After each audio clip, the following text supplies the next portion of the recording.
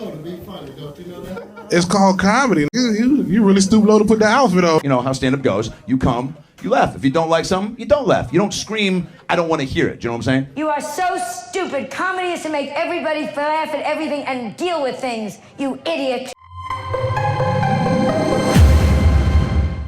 Comedian Dave Lucas made a joke about George Floyd at a comedy club, and several woke black audience members just stormed out of the room. If you're new to this channel, please be sure to like, share, subscribe, and hit that notification bell for more content. Help us build the inverted world community. Now, where I stand on this, I really respect a comedian who will go to great lengths to be funny at the risk of offending people. How can you be funny if you don't risk being offensive? How do you even speak your mind without risking being offensive? That's what comedy is about. You're often making jokes at the expense of others. And if you're in the audience, it's important to just enjoy it, not take it seriously or get offended, because at the end of the day, these are just jokes, right? And all these fucking good ass white people at my show.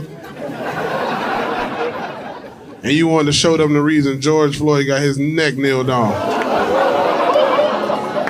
Don't ooh at that joke. It's just a joke, man. I would have never kneeled on George Floyd's neck. I would have shot that neck. That was... Here I come. Oh, here I come. All right, Bill Cosby just left.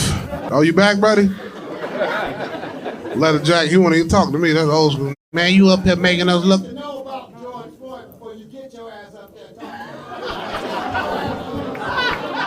I've been to Minnesota and I went in the gas station and I asked them to let me see that fake 20. We don't do refunds, big dog. You really stoop low to be funny, don't you know that? It's called comedy. You really stoop low to put the outfit on. You look like you drive a yellow taxi cab. You ready to go? All right, baby. Okay. I can tell you voted for Biden. All right, get out of here, baby. Come on. Don't make it a big deal. Come on, baby. You already bought that VIP ticket, bitch. I got that $42. You offended too, baby, with the braids? Right. You offended too? God damn, man. Y'all good? Or y'all about to...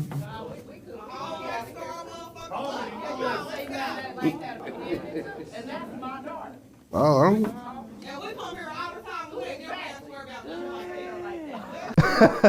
Now, I think what's funnier is people's reaction to the joke rather than the joke itself, and how he handles it. I like Kyle Rittenhouse too.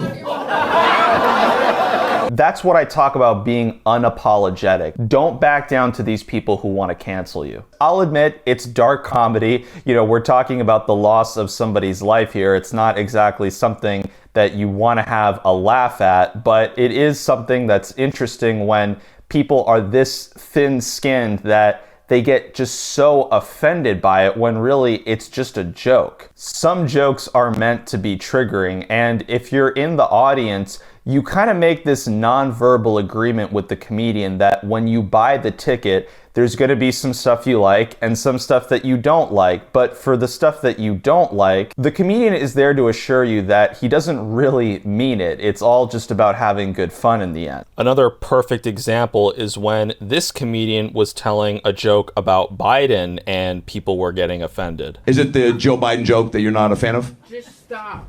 Just stop?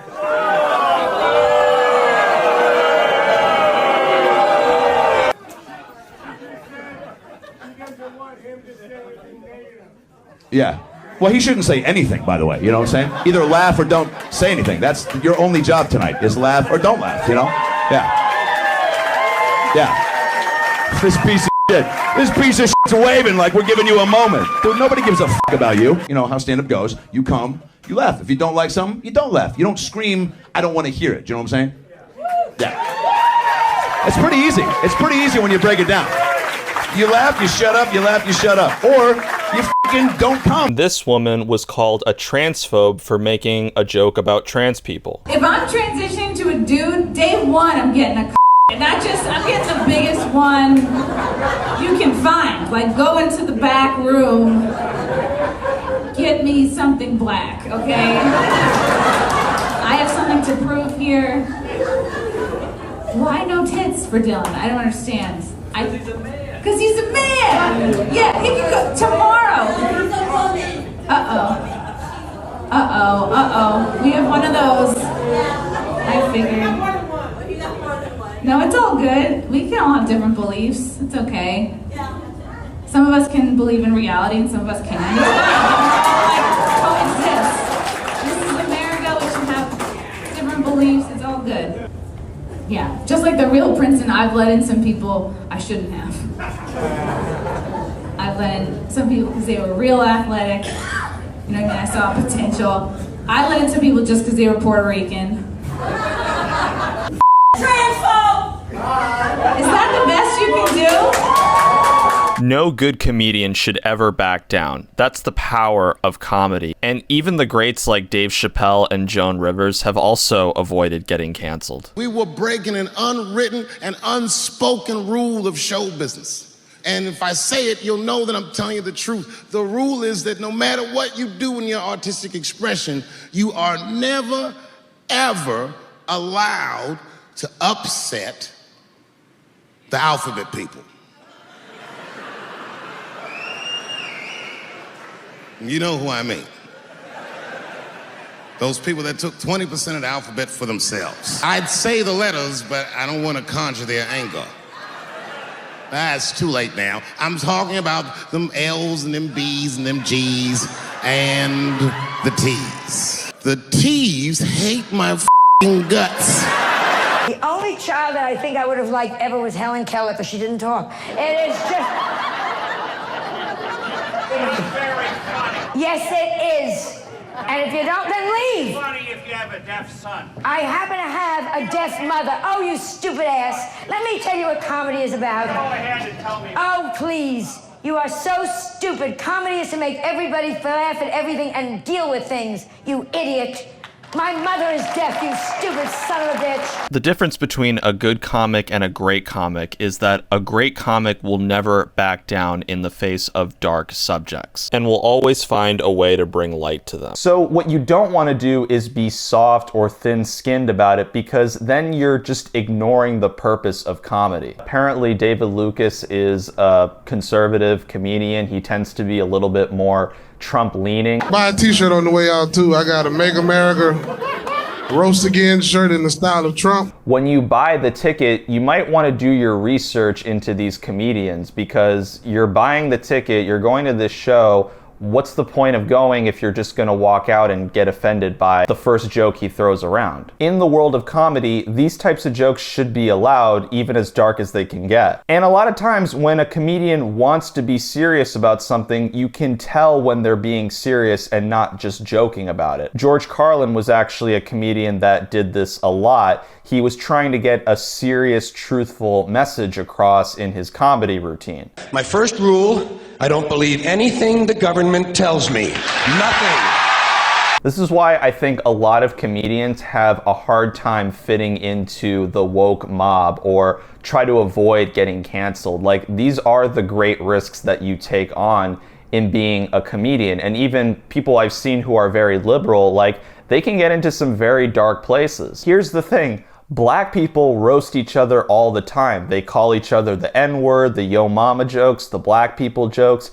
They do this all the time to each other, and they don't necessarily get offended. Now, the moment when someone just a little bit famous gets on stage and starts making a joke about someone else, not even them, the audience wants to cancel them. I think also, now that it's been 4 years since the BLM riots in 2020, a lot of people are just fed up with the scam that they bought into. Black people have realized that the leaders of BLM, a lot of them were just grifters. Some of them were buying mansions with that money. The money that went to BLM wasn't actually helping black people. We also found out about George Floyd's career criminal background and his drug problems. So while it's unfortunate that he died, a lot of black people now realize that he wasn't someone that should have been made into a martyr. And even with his death, the autopsy revealed the amount of fentanyl in his system that was probably the thing that actually killed him, not getting his neck kneeled on. There was even one part where this guy walked out of the show and actually fist bumped David Lucas. And I was wondering, like, is he the boyfriend or husband of one of these woke women that walked out?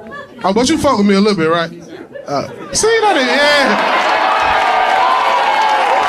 obviously he didn't want to leave. He wanted to keep listening to him. He liked him. So it just shows you that a lot of black people aren't going to get offended by this. They want to actually hear what he has to say. I think a lot of black people are just fed up with being duped, being lied to by the media into supporting a movement that caused all this unnecessary violence and destruction around the country. That, yeah, now's a good time to start throwing around some jokes about it. Because it's ridiculous that some people are still buying into this BLM narrative that George Floyd should be made into a martyr and we should just blame everything on police brutality. Like, seriously, it's enough. So that's why I applaud this man for not backing down to these triggered audience members who are clearly still brainwashed by woke propaganda. This is what we need to be doing in the culture war, fighting back against cancel culture, because it's toxic and it's keeping people from having a voice. What do you say to people who think that those comments are offensive? Be offended. Let me know what you think in the comments below. Please be sure to like and share this video. Until next time, thanks for watching Inverted World. Sorry, that doesn't bother me. I don't know anybody an apology. I don't have no regrets in my biology. Reload and shoot for the stars. Y'all look like astronomy.